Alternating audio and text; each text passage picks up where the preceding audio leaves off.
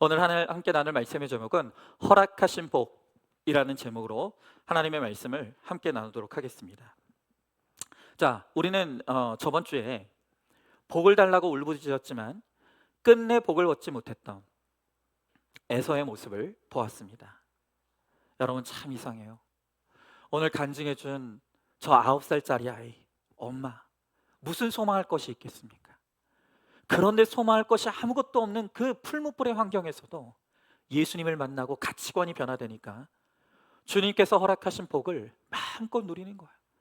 세상이 알 수 없는 너무나 신비한 평안과 안식을 누리는 것이죠.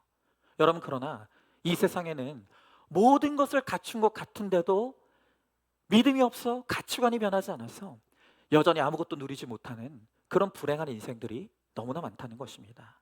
여러분, 우리가 하나님의 자녀가 되고 성도가 되었다는 것은 이제 하나님이 주시는 복을 누릴 자격을 얻게 되었다는 것을 의미하는 것입니다.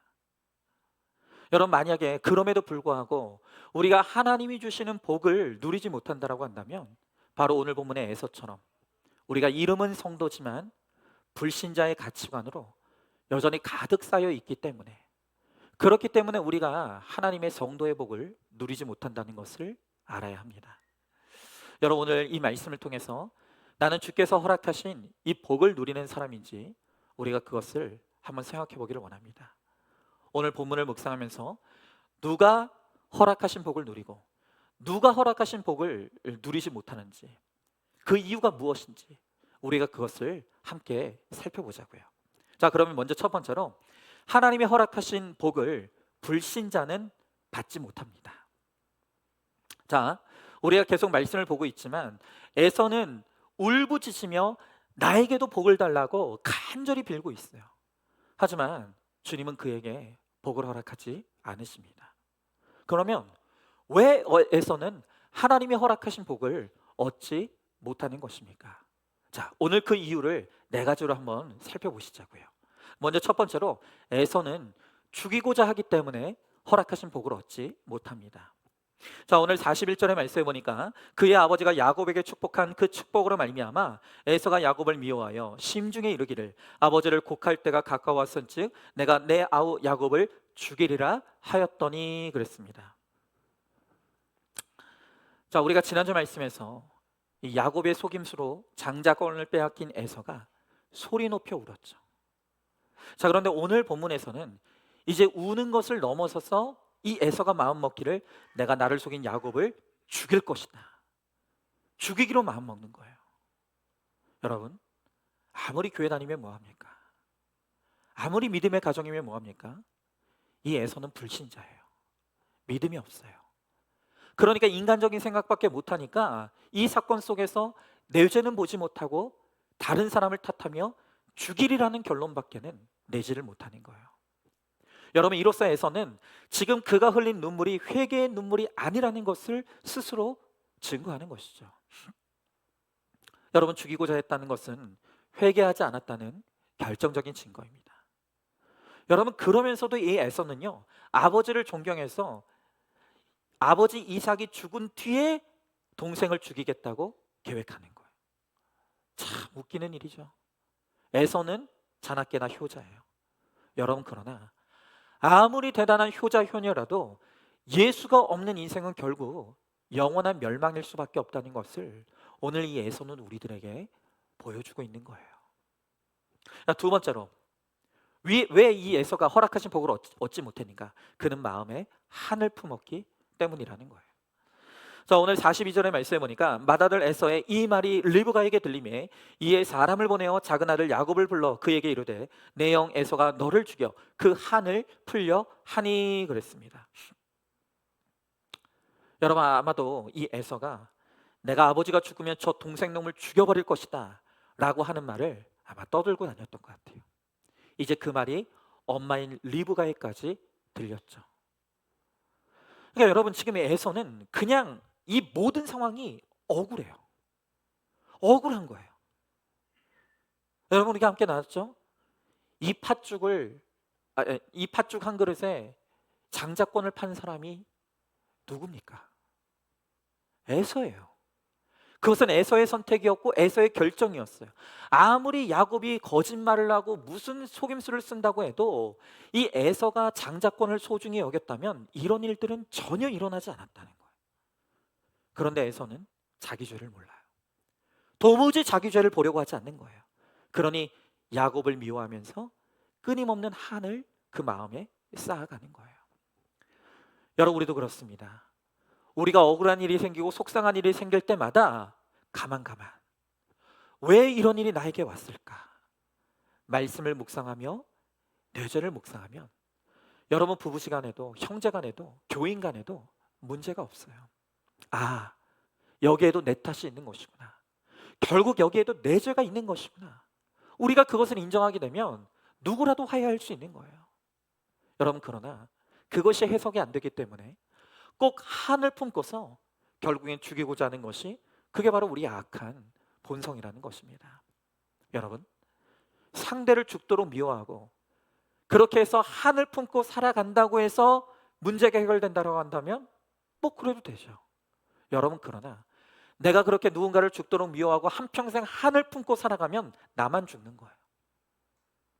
어떻게 그런 마음 가운데 하나님의 은혜가 임할 수가 있겠습니까? 여러분, 우리에게는 진정한 치유자이신 예수님이 계십니다. 그가 바로 모든 상처 입은 자들의 치유자가 되시는 거예요. 우리가 우리의 상처받은 마음을 가지고 예수님께로 갈 때, 그때 비로소 우리의 한이 풀릴 수가 있는 것이죠. 자, 그러면 세 번째로, 왜 에서는 허락하신 복을 얻지 못했습니까? 그는 분노의 사람이기 때문이에요. 자, 오늘 43절부터 45절의 말씀에 보니까 내 아들아, 내 말을 따라 일어나 하란으로 가서 내 오라버니 라반에게로 피신하여 내 형의 노가 풀리기까지 몇 날 동안 그와 함께 거주하라. 내 형의 분노가 풀려 내가 자기에게 행한 것을 잊어버리거든 내가 곧 사람을 보내어 너를 거기서 불러오리라. 어찌 하루에 너희 둘을 이루랴 그랬어요. 자, 여러분, 이 에서가 지금 얼마나 분노를 했는지, 이 엄마는 분명히 이 형이 동생 야곱을 죽일 것 같은 거예요. 그러니까 이제 야곱을 오라버니 라반의 집으로 피신시킵니다. 그리고 형의 노가 풀릴 때까지 너는 거기에 있으라는 거예요.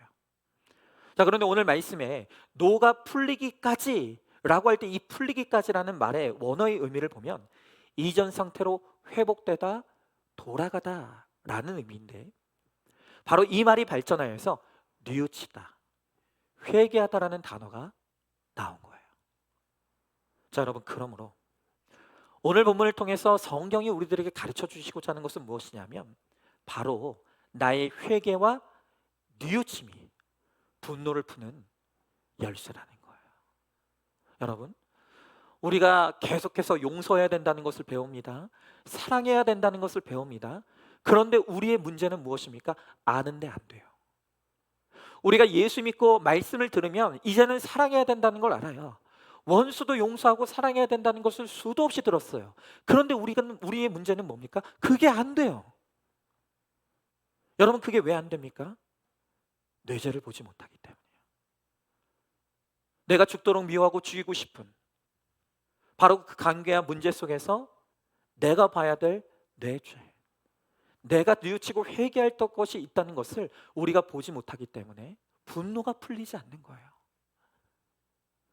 여러분, 그래서 우리는 미운 사람을 생각하면서 그 사람이 나한테 사과할 때까지는 내가 절대 용서하지 않을 거야. 여러분, 혹시 여러분들 가운데 지금 그런 마음 가지고 예배 자리에 나오신 분들 있지 않습니까? 나는 그 사람 절대 용서 못해. 나는 나를 힘들게 하는 내 남편, 내 아내 죽을 때까지 용서하지 않을 거야. 또 우리 자녀들은 나를 이렇게 힘들게 한 내 부모, 나는 절대로 용서하지 않을 거야. 여러분, 그런 마음을 품고 오지 않았습니까? 여러분, 용서는 사람의 힘으로는 되는 게 아니에요. 누구도 쉽게 내가 너를 용서했다라고 말할 수 없어요. 여러분, 만약 누군가 나를 향해서 이제 내가 너를 용서했어 라고 하면 여러분, 그거 함부로 믿지 마십시오. 사람은 용서할 수 없는 거예요. 여러분, 우리는 100% 죄인이기 때문에 누군가를 용서할 힘이 오늘 우리에게는 없다는 거예요. 여러분, 누가 진정으로 용서할 수 있습니까? 그것은 오직 주님 앞에 나가서 거기에 내 죄가 있다는 것을 보는 사람. 그 사람에게만 문제가 있는 줄 알았는데 오늘 말씀을 보니까 이 속에 나의 악과 죄도 있었다는 것을 깨달은 사람만이 용서의 자리로 나갈 수가 있다는 거예요. 여러분, 그러니 누가 나한테 잘해준다고 해도 좋아할 것이 없어요. 누가 나를 너무 미워한다고 해도 속상할 게 없어요. 여러분, 이 세상은요, 오늘의 친구가 내일의 원수가 될 수도 있는 거예요. 그러나 주님 안에서는 죽도록 미워하던 원수도 우리가 다시 회복될 수가 있는 것이죠.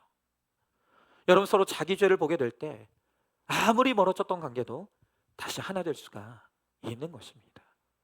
그러나 오늘 에서는 끝까지 자기 죄 보기를 거절하기 때문에 결국 관계의 회복을 이룰 수가 없는 것이죠.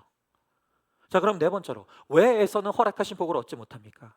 자꾸 엉뚱한 적용을 하기 때문이에요. 자, 오늘 본문의 6절부터 9절의 말씀해 보니까 에서가 본즉 이삭이 야곱에게 축복하고 그를 밧단 아람으로 보내요. 거기서 아내를 맞이하게 하였고 또 그에게 축복하고 명하기를 너는 가나안 사람의 딸들 중에서 아내를 맞이하지 말라 하였고 또 야곱이 부모의 명을 따라 밧단 아람으로 갔으며 에서가 또 본즉 가나안 사람의 딸들이 그의 아버지 이삭을 기쁘게 하지 못하는지라 이에 에서가 이스마엘에게 가서 그 본처들 외에 아브라함의 아들 이스마엘의 딸이요 느바요스의 누이인 마할랏을 아내로 맞이하였더라 그랬습니다. 여러분, 이제 야곱은 형의 분노를 피해서 외삼촌 라반의 집으로 도망가려고 해요.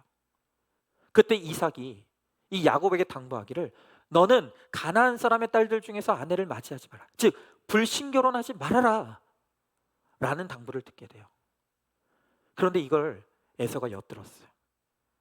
그리고 그가 해석하기를 뭐냐면 내가 복을 받지 못하는 것은 이방 여인과 결혼했기 때문이구나 라고 생각을 하는 거예요. 그래서 그가 결론을 맺은 것은 무엇이냐면 이미 아내가 둘이나 있는데도 불구하고 그럼 또 장가 가야지, 이번에는 신결혼해야지. 그리고 아브라함의 저자인 이스마엘에게로 찾아가서 그의 딸을 아내로 맞이하는 거예요. 여러분, 우리는 이런 걸 두고 뭐라고 하냐면 엉뚱한 적용, 헛똑똑이, 미련한 사람이라고 하는 거예요. 여러분, 아까도 말씀드렸죠? 이미 이 이스마엘은 자기 정욕과 욕심에 따라 아내를 둘이나 둔 사람이에요. 그런데 이 사람이 신결혼을 핑계로 세 번째 아내를 두는 거예요. 여러분, 점점 이 에서는 그가 하는 일마다 그가 뭔가를 하면 할수록 하나님의 법을 어기고 하나님의 진노를 쌓는 그런 일들을 하는 거예요. 여러분, 왜 그렇습니까? 이 사람은 믿음이 없어요. 말씀이 없어요. 무슨 말을 해도 인간적으로만 듣습니다. 그러니까 에서는 뭘 하면 할수록 자꾸 일이 꼬여요. 뭘 자기가 열심히 하면 할수록 일이 더 어려워지는 거예요. 복잡해지게 만드는 거예요. 말씀의 지혜가 없으니까, 말씀의 순종이 없으니까, 그러니까 그는 하늘마다 일이 꼬이고 복잡해지는 것이죠. 여러분, 이렇게 너무 잘나고 똑똑해서 도무지 자기 죄가 안 보이는 사람은 이렇게 모든 적용이 어리석은 적용이 되는 거예요. 여러분, 그러면 도대체 이 에서는 지금 이 상황에서 어떤 적용을 해야 했을까요?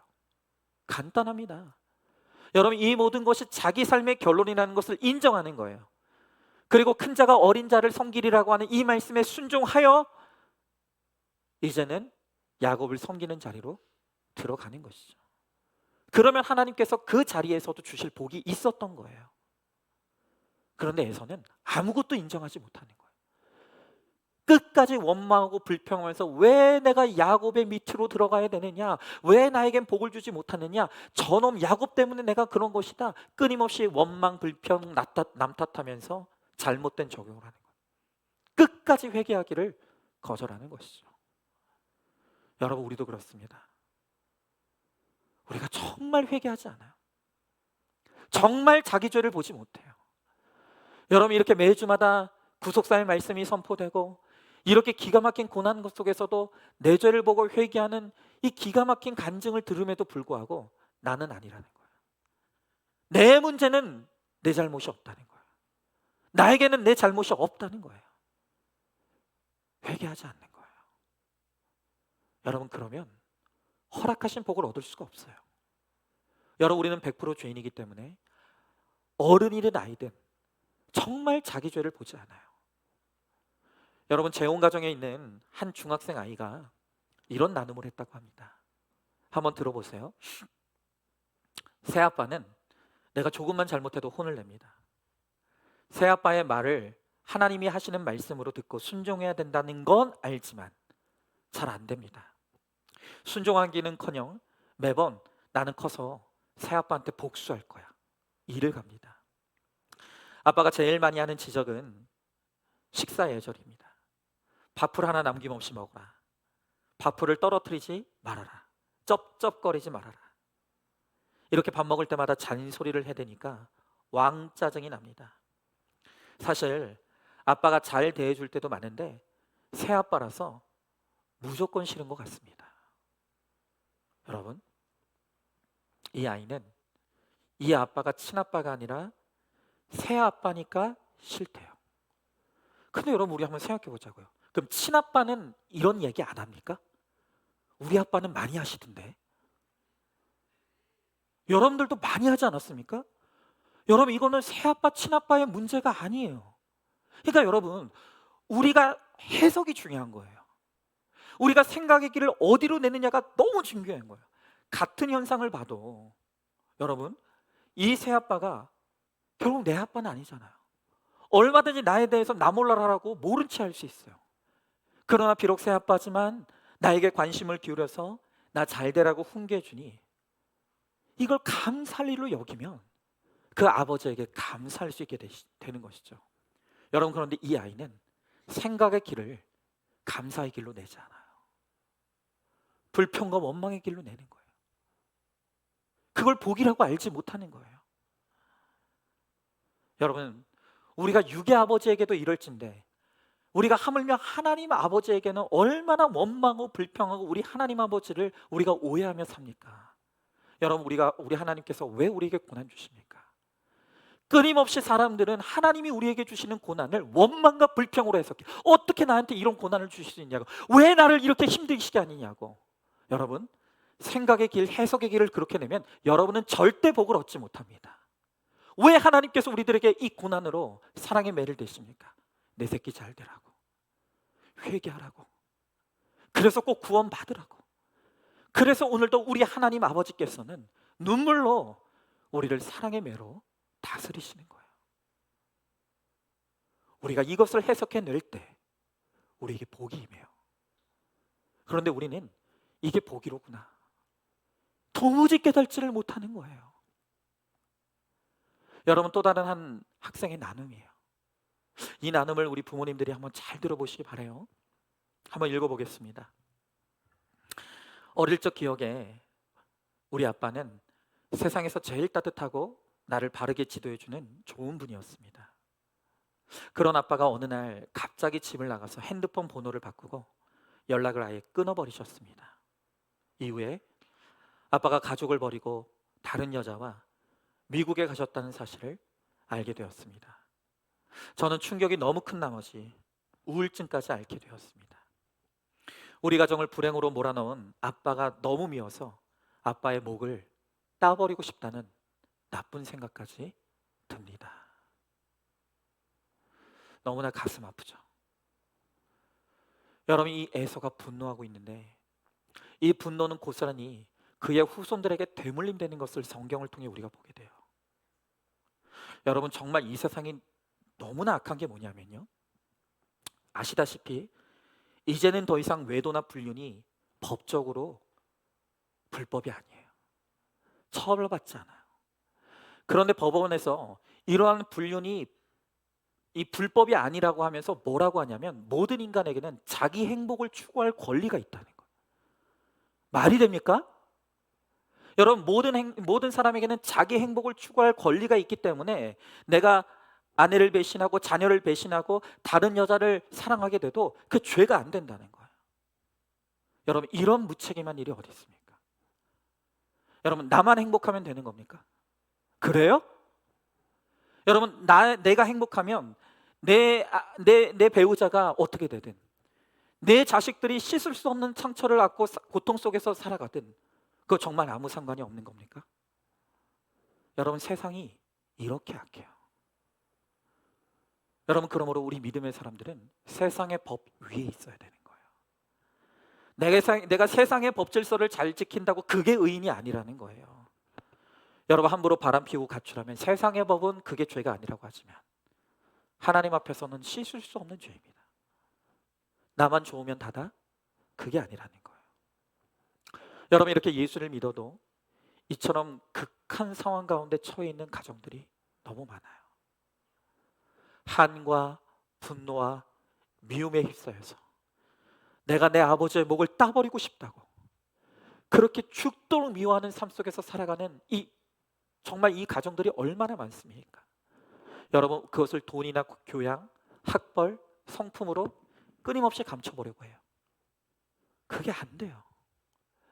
여러분, 우리가 속에서 상처를 안고 살아가는데 그걸 우리가 아무리 감추려고 해도 절대 감춰지지 않습니다. 드러나요. 나는 아빠처럼 엄마처럼 그렇게 살지 않을 거야 라고 하면서 내가 가정을 이루게 되면 끊임없이 내가 받았던 상처를 내 배우자에게 줘요. 내 자녀들에게 되물림하는 거예요. 여러분, 그런데도 지금 나는 문제가 없다고 생각해요. 내가 지금 치료가 필요한 사람이라는 것을 인정하지 않아요. 다 죽는 거예요.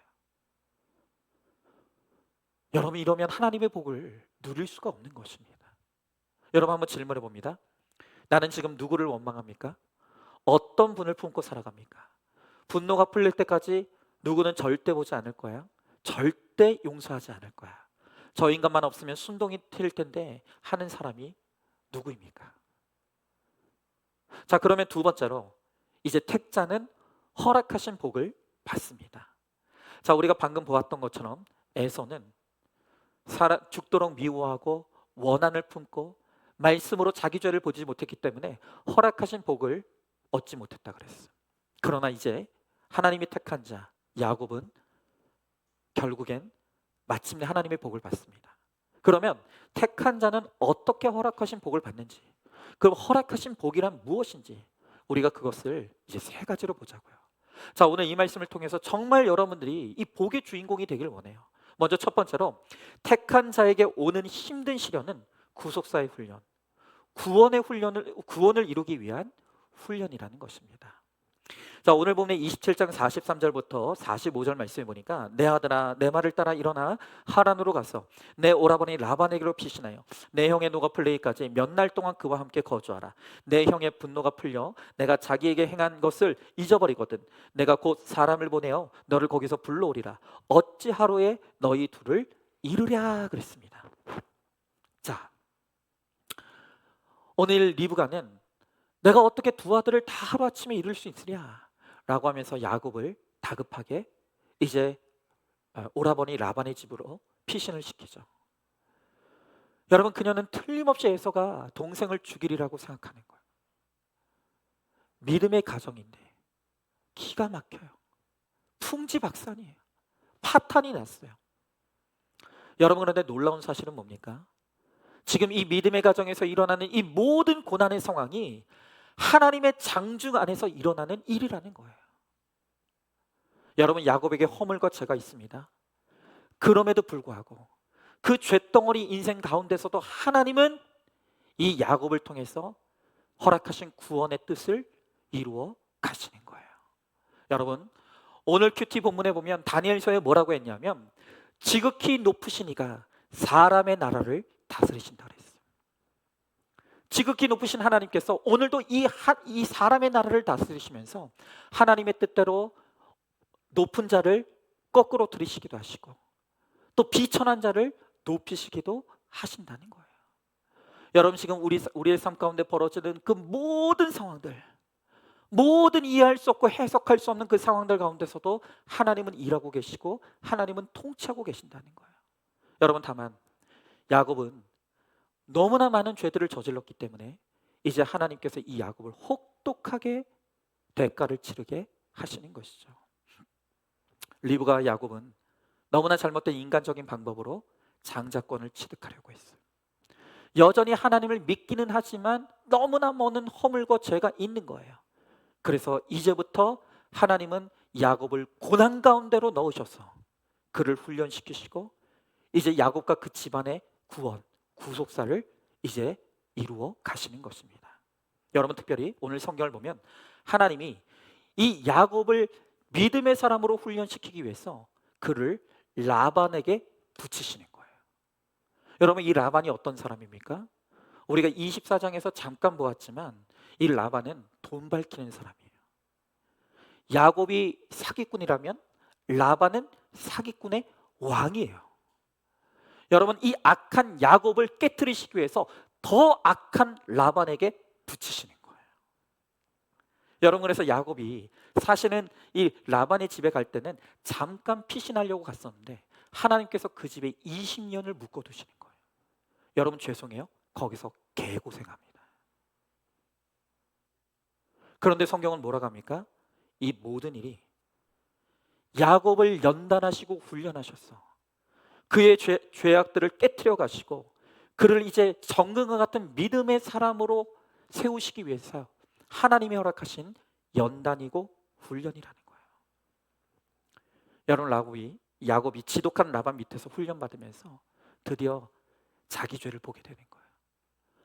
너무나 사기꾼인 라반을 통해서 지난날 아버지를 속이고 형을 속였던 사기꾼의 인생을 살았던 자신을 보게 되는 거예요. 그러니까 라반을 통해서 거울 치료를 받는 것이죠. 여러분, 그리고 정말로 너무나 믿었던 가족에게 배반당하는 이 사건을 통해서 이 땅에 믿을 사람은 없구나. 이 땅에는 믿음의 대상이 없구나. 내가 믿을 분은 하나님밖에 없구나라는 것을 이 고난을 통해서 깨달아가는 것입니다. 여러분, 비록 험악한 인생을 살았어요. 그러나 인생의 훈련을 통해 야곱은 예수 그리스도의 영적 후사로 이제 그렇게 세워져 가는 것이죠. 여러분, 야곱의 처음에 이 여행은 도피성 여행이었어요. 그러나 하나님께서 그의 인생을 이끌어 가시면서 이제 그의 여행이 구속사의 여행으로 마무리가 되는 거예요. 여러분, 우리도 마찬가지입니다. 하나님께서 우리 인생을 이끌어 가시면서 수많은 물과 불의 고난, 그리고 광야로 인도하시기도 하시고 정말 우리를 너무나 힘든 풀무불 가운데 넣으실 때도 있어요. 그러나 여러분, 그 모든 과정들이 나를 구원의 그 한 사람으로 나의 구원을 완성하기 위한 구속사의 여행이라는 거예요. 여러분, 내가 이 구속사의 여행을, 하나님이 인도하시는 구속사의 여행을 잘 따라갈 때 비로소 주님께서 나를 구원해 주시고 나를 허락하신 복의 주인공으로 그렇게 세워주시는 것입니다. 두 번째로, 오늘 하나님께서 택하신 자에게 돕는 배필을 주심으로 혹독한 훈련을 쉽게 해주십니다. 자, 오늘 본문의 27장 46절부터 28장 2절의 말씀을 제가 읽어보겠습니다. 리브가가 이삭에게 이르되 내가 햇사람의 딸들로 말미암아 내 삶이 싫어졌거늘 야곱이 만일 이 땅의 아들 곧 그들과 같은 햇사람의 딸들 중에서 아내를 맞이하면 내 삶이 내게 무슨 재미가 있으리까? 이삭이 야곱을 불러 그에게 축복하고 또 당부하여 이르되 너는 가나안 사람의 딸들 중에서 아내를 맞이하지 말고 일어나 밧단 아람으로 가서 내 외조부 부두엘의 집에 이르러 거기서 내 외삼촌 라반의 딸 중에서 아내를 맞이하라 그랬습니다. 자, 오늘 이삭이 도망가는 야곱을 붙들고 그에게 뭐라고 당부했다 그랬습니까? 너는 절대로 가나안 이방 여인 중에 아내를 맞이하지 말고 너의 외삼촌 라반의 집에 가서 그 딸들 중에 하나를 아내로 맞이하라는 거예요. 자, 여러분, 그런데 우리가 아까 보았던 것처럼 라반도 믿음이 좋은 사람은 아니에요. 하나님을 안 믿는 건 아닌데 정말 하나님을 안 믿는 사람과 다를 것이 없는 악한 사람이에요. 그런데 왜 이삭은 라반의 딸들 중에 신부감을 찾으러 갑니까? 그것은 결국 뭐니 해도 어찌됐든 간에 결국 믿음 안에서의 신결혼만이 하나님의 뜻을 이룰 수 있기 때문이에요. 여러분, 요즘 그래요. 교회에서 만나서 성경에 손을 얹고 결혼한 그런 부부들 가운데서도 삐걱게 되는 부부들 많습니다.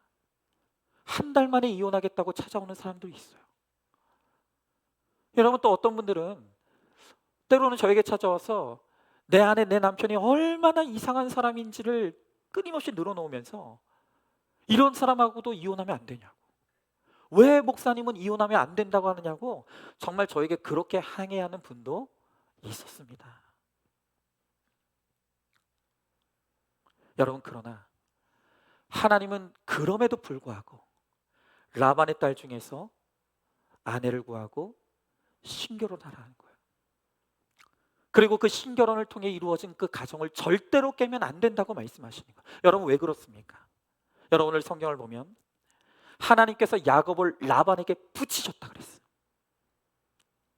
이 악한 야곱을 깨뜨리시기 위해서 더 악한 라반을 붙이셨다는 거예요.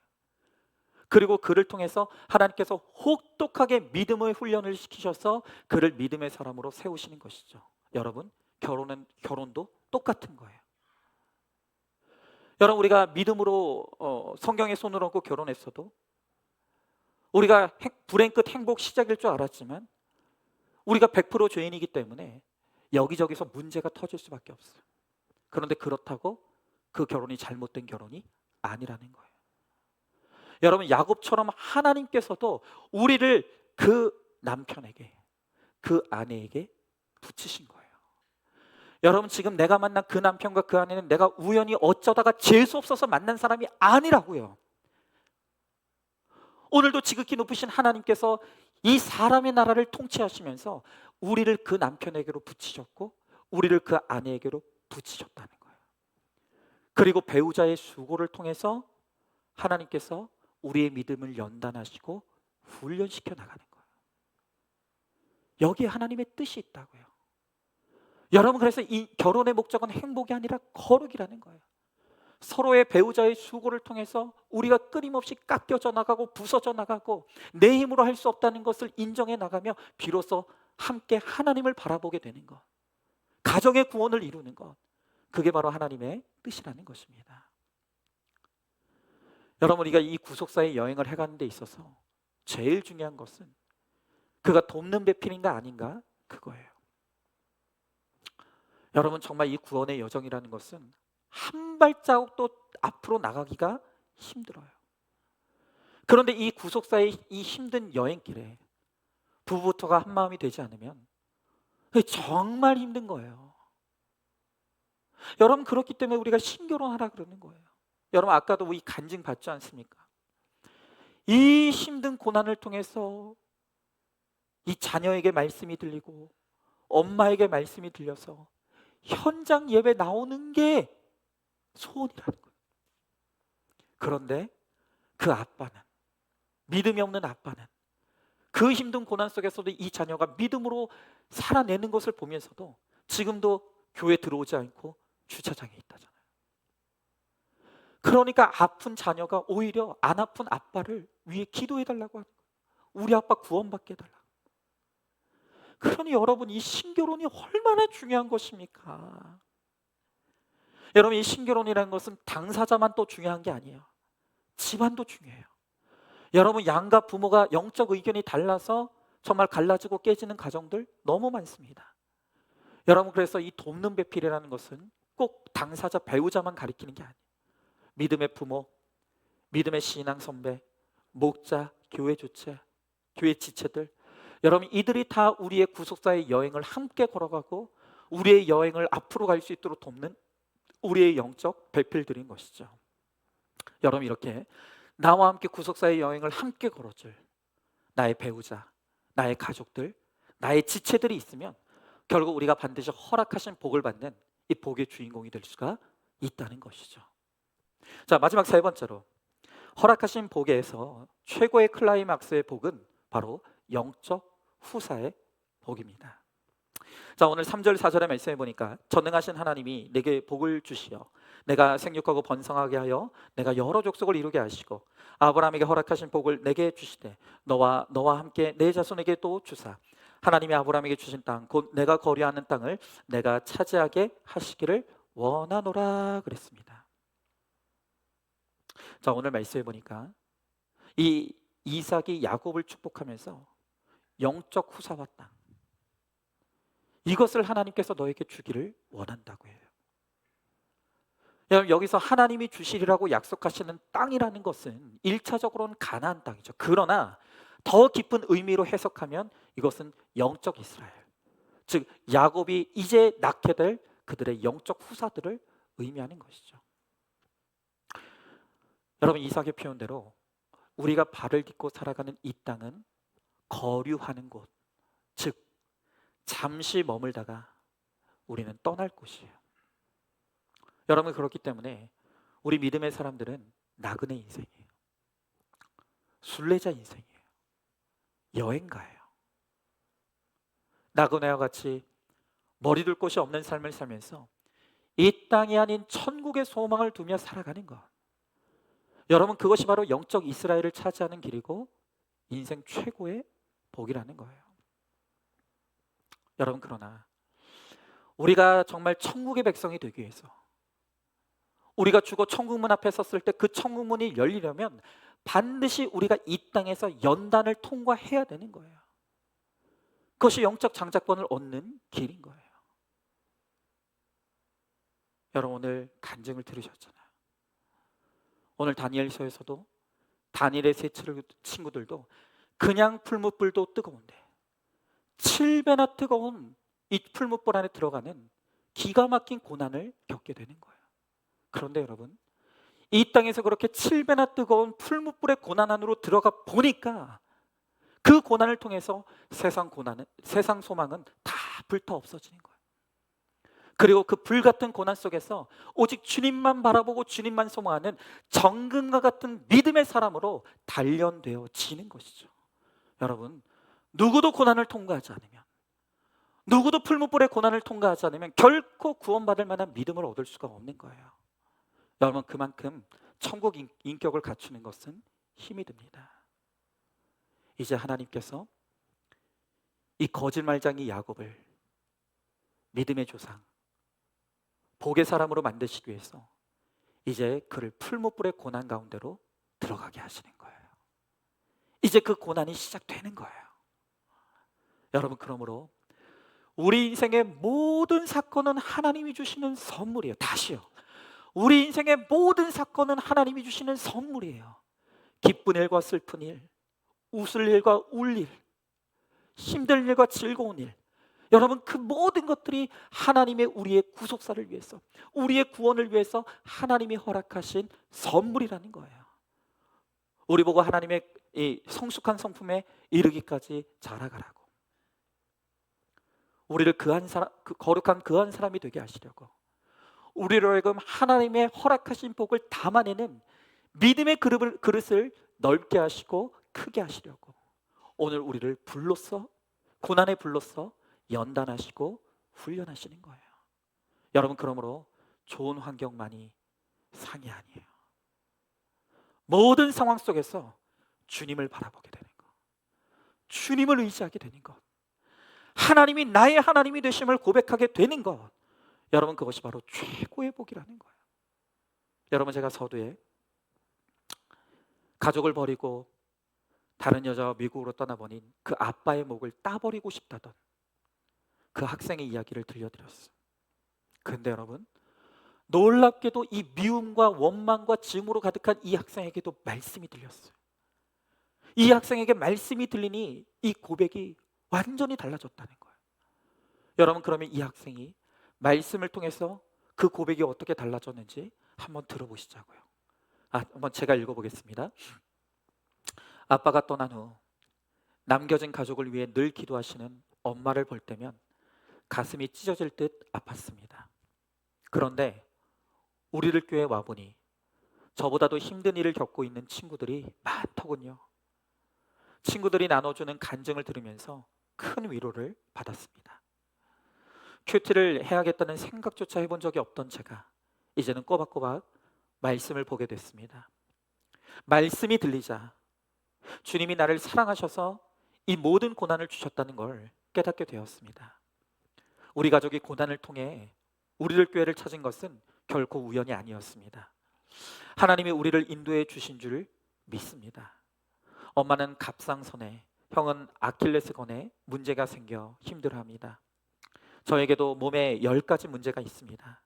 그러나 하나님은 연약한 우리 가족을 더 사랑하고 아껴주십니다. 지금 양육 훈련을 받고 있습니다. 나를 자랑하고 높이는 훈련이 아니라 더욱 겸손하게 되는 훈련이라고 생각합니다. 저는 하찮은 존재에게 여전히 좌절할 때가 많습니다. 그러나 주님이 저를 도와주시고 채워주실 줄 믿습니다. 어떤 상황에서도 포기하지 않고 주님을 기쁘시게 하는데 최선을 다하겠습니다. 학생의 본분을 다하고 무엇보다 큐티를 게을리하지 않는 것이 주님을 기쁘시게 해드리는 것 같습니다. 남겨진 우리 가족에게 찾아와 주신 주님 사랑합니다. 여러분, 이 아이가 중학교 2학년이에요.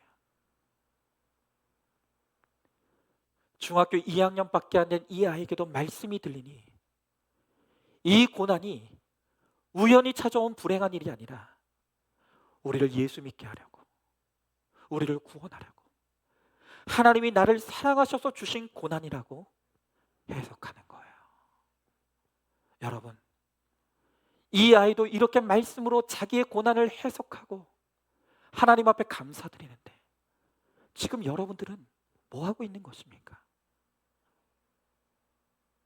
여러분, 이 아이도 자기 죄를 보며 부모를 위해 기도합니다. 그런데 어른인, 믿는 부모인 내가 내 죄를 보지 못하면 되겠습니까? 여러분, 오늘 말씀을 통해서 너무나 잘나고 똑똑하고 가진 것이 많은 에서는 끝까지 말씀을 보지 않고 끝까지 자기 죄를 보지 않다가 결국 허락하신 복을 놓쳐버리고 저주에 빠지고 말아요. 그러나 이제 하나님께서 택자인 야곱은 허락하신 복의 주인공이 되게 하시기 위해서 그를 고난의 풀무불 속으로 들어가게 하셔서 이제 그의 몸에 모든 힘을 빼시고 그의 이 땅의 모든 소망을 내려놓게 하시고 이제는 정말 하나님이 나의 하나님만 되는 이제 그 믿음의 훈련을 해 가시는 거예요. 여러분, 우리에게 다 연단이 있어요. 훈련이 있어요. 고난이 있어요. 여러분, 이왕 고생이 있고 수고가 있는 인생이라고 한다면 우리도 이 야곱처럼 구원을 위한 훈련, 구속사의 훈련을 받는, 그래서 하나님의 복의 주인공이 되는 저와 여러분이 되어야 될 줄로 믿습니다. 여러분, 오늘 이 말씀을 통해서 오늘 여러분들 가운데서도 정말 7배나 뜨거운 이 고난의 풀물 가운데 던져진 것 같은 오늘 그런 고난 가운데 있는 성도님들이 있을 줄 압니다. 여러분, 이 고난을 해석해야 되는 거예요.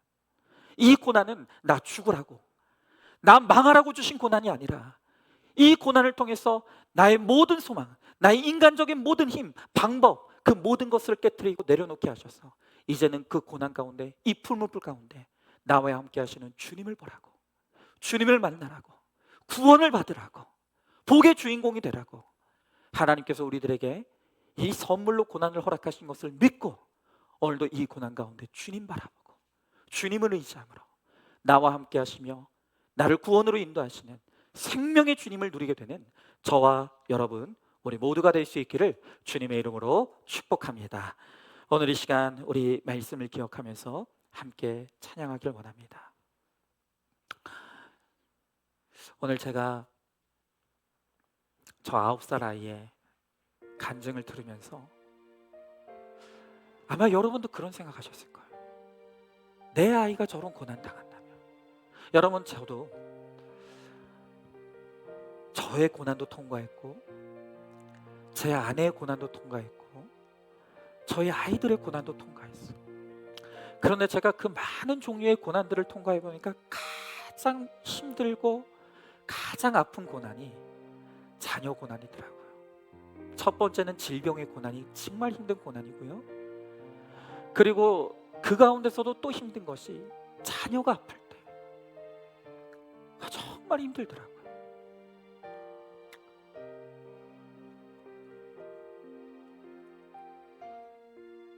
제가 아까 그 아이의 간증을 들으면서 내 아이가 저 형편이 된다면 어떨까? 그런 생각을 안 할 수가 없더라고요. 여러분, 그러나 분명한 것은 저 아이의 입술을 통해서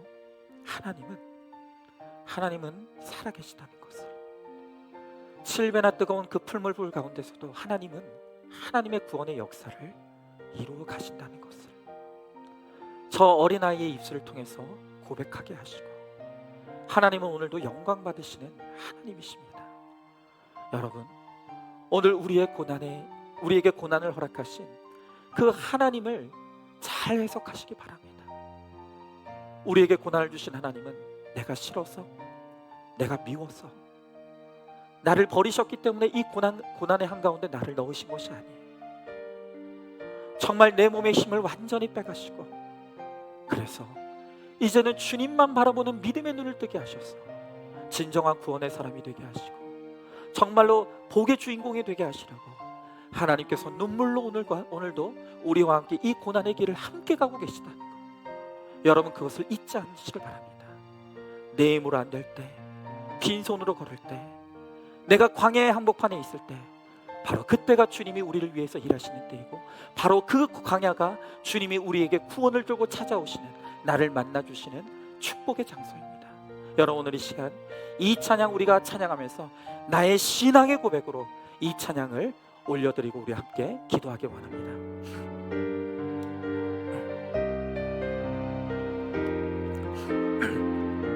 우리 함께 찬양합니다.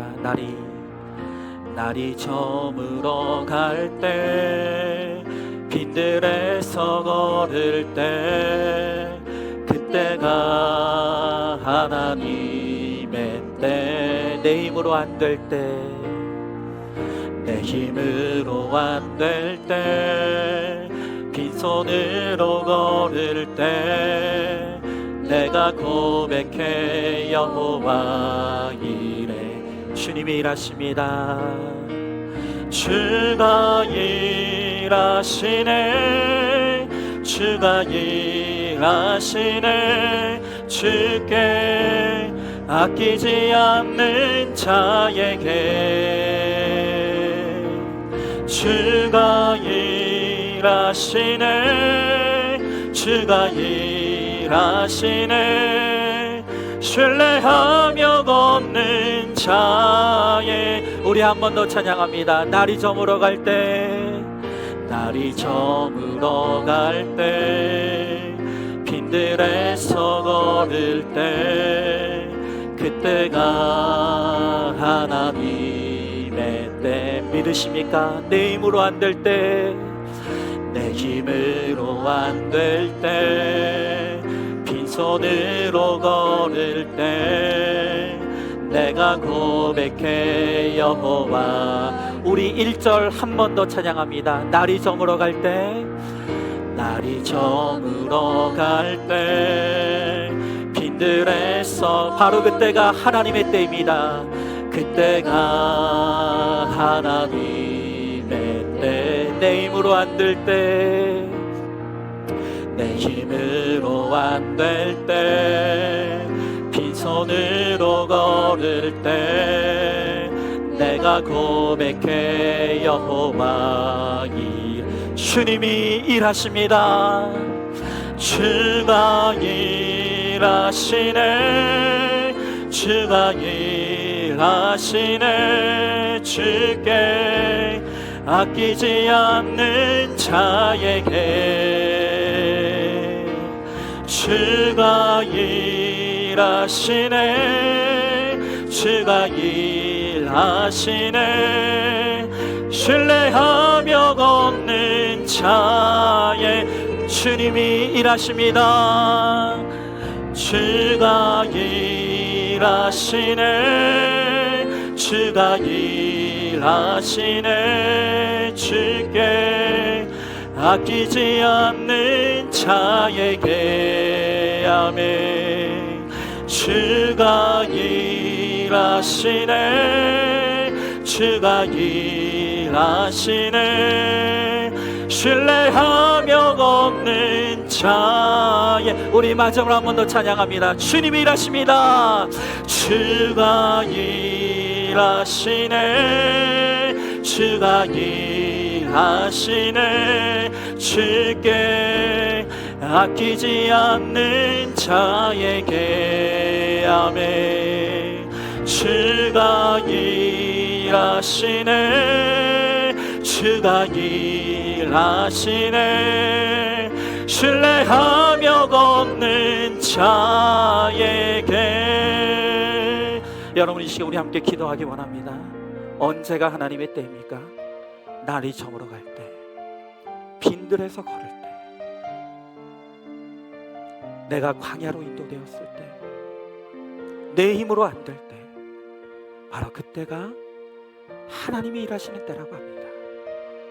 내가 여전히 내 힘을 내려놓지 못하고, 내 방법을 내려놓지 못하고, 내 열심을 내려놓지 못하고, 세상의 헛된 것을 우상 삼고 그것을 바라보고 있기에 오늘 주님께서 7배나 뜨거운 풀무불의 고난 가운데 우리를 인도하셔서 그 고난의 불을 통해 이 세상의 모든 방법과 모든 열심, 모든 소망을 다 불태우시고, 그 풀무불의 한가운데서 주님이 우리를 만나주시고 주님이 우리를 하나님의 사람으로 연단하시고 훈련해 가신다고 하십니다.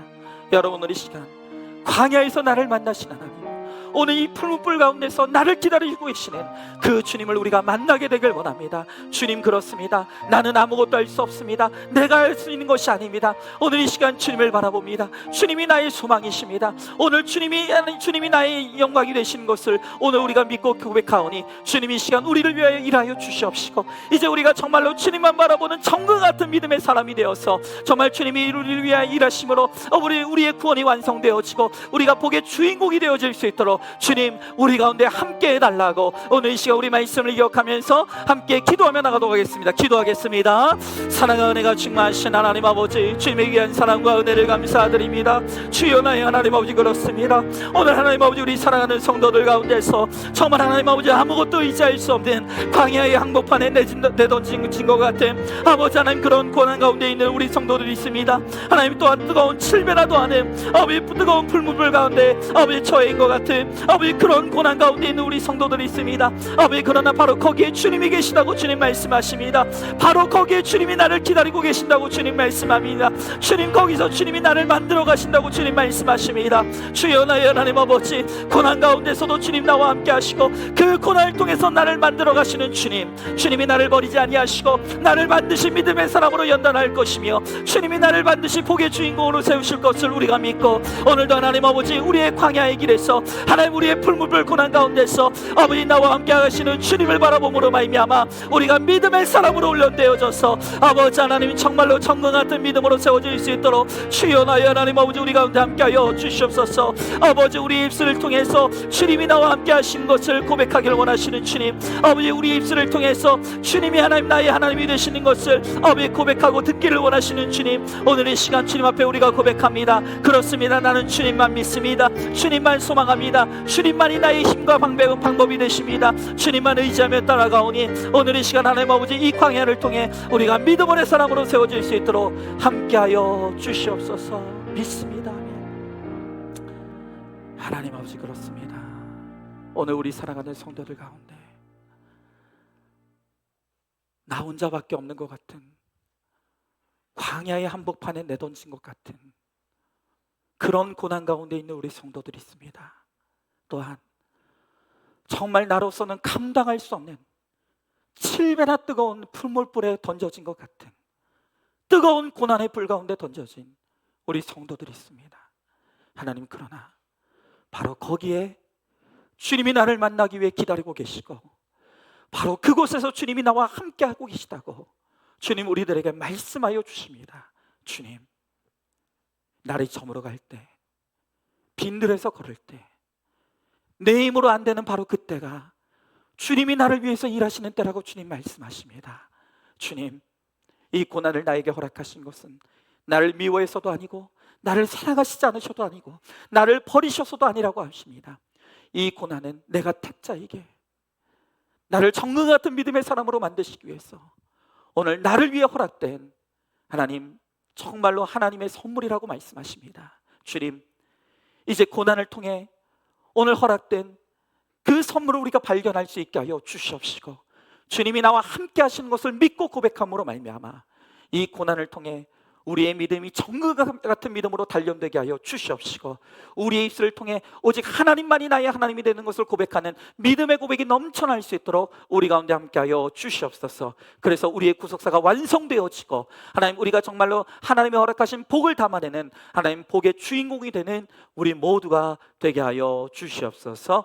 믿사오며 사랑이 많으신 우리 예수님 이름 받들어 기도드리옵나이다. 아멘. 이제는 우리 주 예수 그리스도의 은혜와 하나님의 사랑과 성령의 교통하심이 나의 풀무불 고난 가운데서, 나의 빈들의 광야에서 나와 함께 하시고 나를 이끌어 가시는 주님을 믿고 이 고난의 연단과 훈련을 통해 나를 복의 사람으로 세우실 그 소망을 가지고 오늘도 주와 함께 동행하며 승리하기를 소망하는 사랑하는 모든 성도들 머리 위에 이제로부터 영원토록 함께 계실지어다. 아멘.